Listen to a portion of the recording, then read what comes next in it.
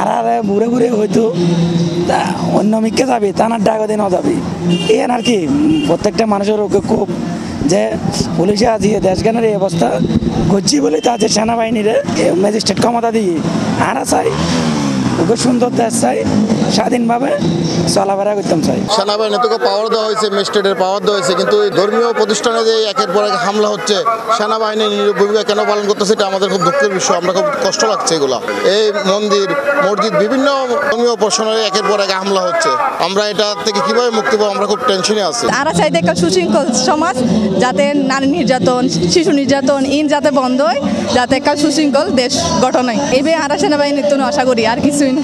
আগে হয়তো সেনাবাহিনীর কাছে ম্যাজিস্ট্রেসি পাওয়ারটা ছিল না, বাট গত পরশুদিন থেকে তো ওনাদেরকে পাওয়ার দেওয়া হয়েছে। তাহলে যেহেতু পাওয়ার দেওয়া হয়েছে, ওনারা কেন এই যে মঠ মন্দিরে হামলা, বিভিন্ন জায়গায় হামলা হচ্ছে, এগুলো চাইলে ওনাদের জন্য ওয়ান টুর ব্যাপার।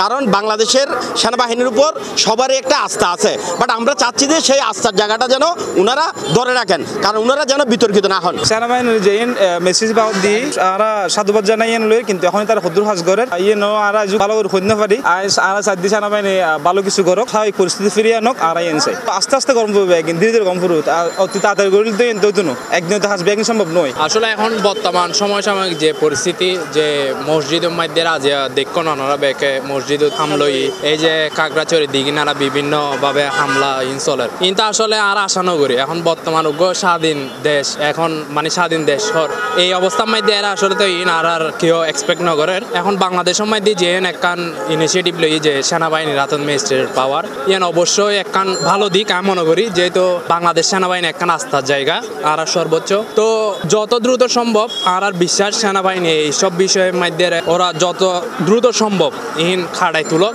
ইয়ান দ্রুত অ্যাকশন লোক ইয়ান জোরদার দাবি জানায়। আমরা মনে করি যে দেশ সুন্দরভাবে চললে আমাদের সাধারণ লোকের জন্য মঙ্গল।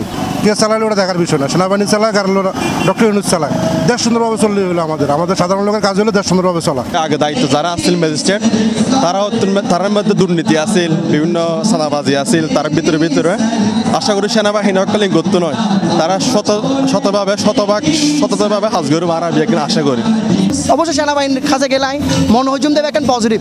আসলে কি হইম বালাহারা ব্যাকমিকে আছে, কিন্তু পুলিশের কিছু অ্যাক্টিভিটিসের কারণে পুলিশ এখন ধরতে গেলে আর এটা পুরো নেগেটিভ। সেনাবাহিনী যেন তার দায়িত্বগান ঠিক মতো পালন করে। এখনো অনেকে বলতেছে এরকম স্বাধীন হয়েছে, আসলে নয়, স্বাধীন হয় না। এখনো আমরা দেখতেছি প্রতিনিয়ত একজনে এক রকম দুর্নীতি করেই যাচ্ছে।